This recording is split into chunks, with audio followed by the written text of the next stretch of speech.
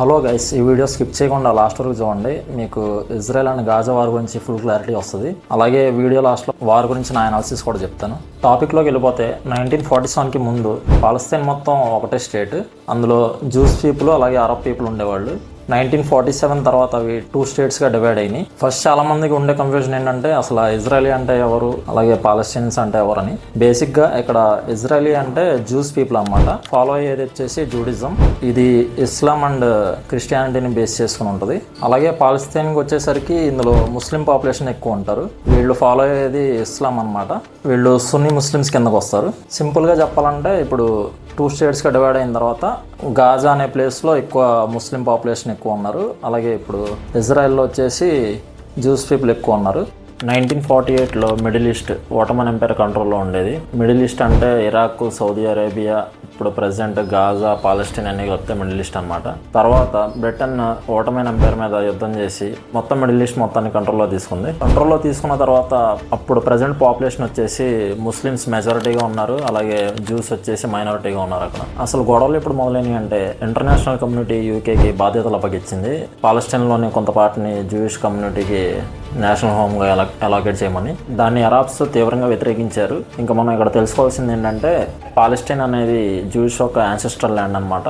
కాకపోతే అక్కడ ఉపాధి అవకాశాలు తక్కువ ఉండడం వల్ల చదువుకున్న జ్యూస్ మొత్తం వేరే వేరే కంట్రీస్ వెళ్ళిపోవడం వల్ల అక్కడ జ్యూస్ అనేవాళ్ళు మైనారిటీగా ఉండిపోయారు. 1940 తర్వాత వేరే వేరే కంట్రీస్లో ఉన్న జ్యూస్ మొత్తం పాలస్టీన్ రావడం స్టార్ట్ చేశారు. దీనితో అరబ్స్కి ఇంకా జ్యూస్ మధ్య వైలెన్స్ పెరిగిపోయింది బాగా. 1947లో యునైటెడ్ నేషన్స్ ఓట్ చేసింది పాలస్టీన్ని అరబ్ అండ్ ఇజ్రాయెల్ స్టేట్స్గా 2 స్టేట్స్గా డివైడ్ చేద్దామని. కానీ ఆ ప్లాన్ని జ్యూస్ ఒప్పుకున్నారు, కానీ అరబ్ వాళ్ళు అయితే వ్యతిరేకించారు. సో ఆ ప్లాన్ ఇంకా అక్కడ అయిపోయింది, ఇంప్లిమెంట్ అవ్వలేదు. ఇంకా ఆ ప్రాబ్లమ్ని సాల్వ్ చేయలేక బ్రిటన్ 1948లో పాలస్టీన్ నుంచి విత్డ్రా అయిపోయింది. తర్వాత జూయిష్ లీడర్స్ ఆ ప్లేస్ని ఇజ్రాయెల్ స్టేట్గా అనౌన్స్ చేసుకున్నారు. ఇది జరిగిన కొన్ని రోజులకి జూస్ అండ్ అరబ్స్ మధ్య వైలెన్స్ అండ్ అటాక్స్ బాగా పెరిగిపోయినాయి. అరబ్స్కి సపోర్ట్గా జార్డాన్, లెబనాన్, సిరియా, ఈజిప్ట్, అలాగే ఇరాక్ ఇవన్నీ మూకుమూడిగా దాడి చేసినాయి ఇజ్రాయెల్ మీద. అయినా సరే వార్ ముగిసేసరికల్లా మ్యాక్సిమం టెరిటరీని ఆక్యుపై చేసింది ఇజ్రాయెల్. 1967లో గాజాకి అలాగే ఇజ్రాయెల్కి వార్ జరిగింది. అప్పుడు ఇజ్రాయెల్ గాజాని కూడా కంట్రోల్లో తీసుకుంది మొత్తం.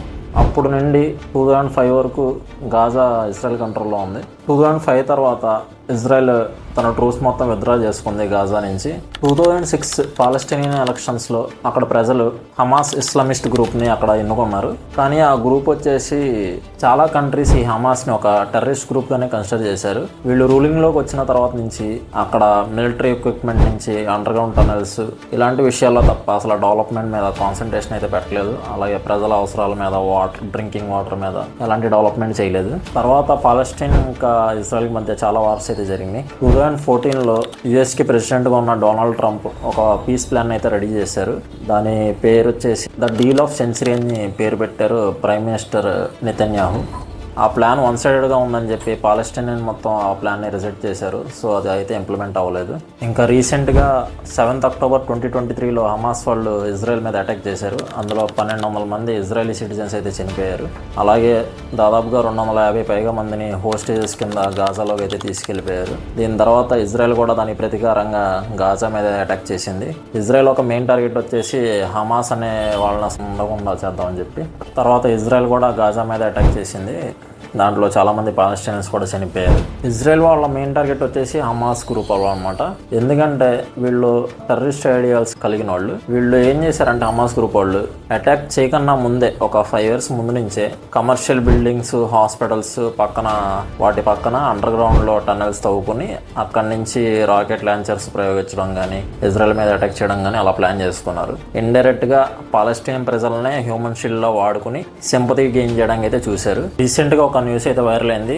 గాజాలోని హాస్పిటల్ మీద ఇజ్రాయెలీ అటాక్ చేశారని చెప్పి అందులో కొంతమంది చనిపోయారు. అసలు జరిగింది ఏంటంటే హాస్పిటల్ పక్కన ఒక టనల్ ఉంది. అందులోంచి రాకెట్ లాంచర్స్ అయితే లాంచ్ చేస్తూ ఉంటున్నారు అన్నమాట ఇజ్రాయెల్ మీదకి. వాళ్ళు లాంచ్ చేసినప్పుడు ఆ రాకెట్ మిస్ఫైర్ అయి పడింది. ఆ రాకెట్ అయితే ఆ టనల్లో నుంచే వచ్చింది, అక్కడి నుంచి వచ్చి హాస్పిటల్ మీద పడింది. సో దీన్ని హమాస్ వాళ్ళు సింపతి గెయిన్ చేసుకోవడం కోసం ఈ ఎయిర్ స్ట్రైక్ ఇజ్రాయెల్ చేసిందని చెప్పి వాళ్ళ మీద నెట్టేశారు. ఇంతకీ ఈ ప్రూఫ్తో సహా ఇజ్రాయలీ ఆర్మీ వాళ్ళు బయట పెట్టారు. రీసెంట్గా రఫా ఎయిడ్ క్యాంప్స్ మీద ఇజ్రాయెల్ ఎయిర్ స్ట్రైక్స్ అయితే చేసింది. అందులో చాలా మంది అమాయకమైన ప్రజలు అయితే చనిపోయారు, పాలస్టైన్ వాళ్ళు. కానీ ఇజ్రాయెలీ ప్రైమ్ మినిస్టర్ వచ్చి ఏమంటున్నారంటే ఆ అటాక్ అనుకోకుండా జరిగిందని చెప్తున్నారు. అలాగే అక్కడ రఫా ఎయిడ్ క్యాంప్స్ నుంచి కామన్ పీపుల్ ని షీల్డ్ గా వాడుకుని వెపన్స్ అన్ని తరలిస్తున్నారని చెప్పి ఎయిడ్ క్యాంప్స్ నుంచి. మరి అది ఎంతవరకు నిజమో మనకి తెలియదు. నేను ఇక్కడ ఎవరిని సపోర్ట్ చేద్దాం అనుకోవట్లేదు, కానీ నా అనాలిసిస్ చెప్తామేనండి. మీరు కూడా నేను చెప్పింది కరెక్ట్ అనిపిస్తే కామెంట్ సెక్షన్లో కామెంట్ చేయండి.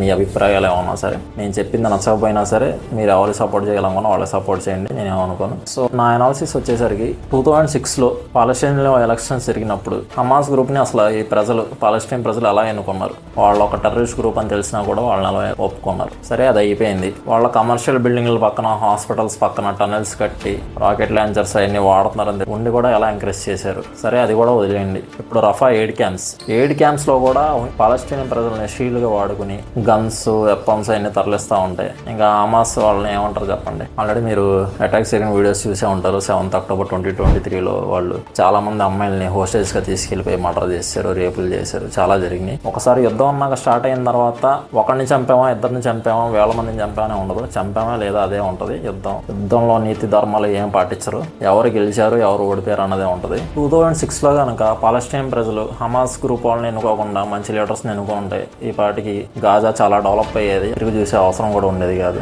అసలు అటాక్స్ కూడా చేయాల్సిన అవసరం ఉండేది కాదు. ఇప్పటికి కూడా హమాస్ టెర్రరిస్ట్ ఏం చేస్తున్నారంటే ఇంటర్నేషనల్ ఎయిడ్ తీసుకుంటున్నారు. ఆ ఎయిడ్లో 20-30% జనాల మీద ఖర్చు పెట్టి మిగతా 70% మొత్తం వారి మీద ఉపయోగిస్తారు. ఇలాగైతే అసలు డెవలప్మెంట్ ఉండదు. 2 స్టేట్లు కొట్టుకుంటూనే ఉంటాయి. ఎప్పటికీ వాళ్ళ జనాలు చనిపోతూ ఉంటారు, వీళ్ళ జనాలు చనిపోతూ ఉంటారు. దీనికంటూ సొల్యూషన్ అంటే ఇదే. ఫ్రీ పాలస్టైన్ అంటున్నారు. ఫస్ట్ అయితే మీరు చేయాల్సింది మంచి లీడర్స్ని ఎన్నుకుని స్టేట్ మంచిగా డెవలప్మెంట్ అయితే ఇంటర్నేషనల్ వైడ్గా మంచి డిప్లొమాటిక్ రిలేషన్స్ అన్ని కంట్రీస్తో పెట్టుకుని ఇజ్రాయెల్కి వేరే కంట్రీస్ ద్వారా ప్రెషర్ పెడితే ఈజీగా పాలస్టైన్ అయితే ఫ్రీ అవుద్ది. మన దగ్గర ఏమీ లేకుండా వేరే వాళ్ళ దగ్గరికి వెళ్ళి అడిగితే వాళ్ళు పట్టించుకుంటారా? అసలు పట్టించుకోరు. మన దగ్గర ఏదైనా ఉంటే ఎవరైనా వస్తారు. ఇది కూడా అంతే. ఫస్ట్ డెవలప్మెంట్ ఉండాలి. ఆ డెవలప్మెంట్, క్యాష్ ఫ్లో, జీడిపి అన్ని గ్రోత్ ఉంటే ఆటోమేటిక్గా మీకు హెల్ప్ చేయడానికి ఎవరైనా వస్తారు. వేరే కంట్రీస్ అయినా ఇంట్రెస్ట్ చూపిస్తారు. మీకు వీడియో నచ్చినట్టయితే ఫ్రెండ్స్ అండ్ ఫ్యామిలీ మెంబర్స్తో షేర్ చేయండి. అలాగే లైక్ చేయండి, సబ్స్క్రైబ్ చేసుకోండి. ఇంకా పర్టికులర్గా మీకు ఇలాంటి టాపిక్ మీద వీడియోస్ ఏమైనా కావాలంటే కామెంట్ సెక్షన్లో కామెంట్ చేయండి. ఖచ్చితంగా ఆ టాపిక్ మీద వీడియో అయితే చేస్తాను.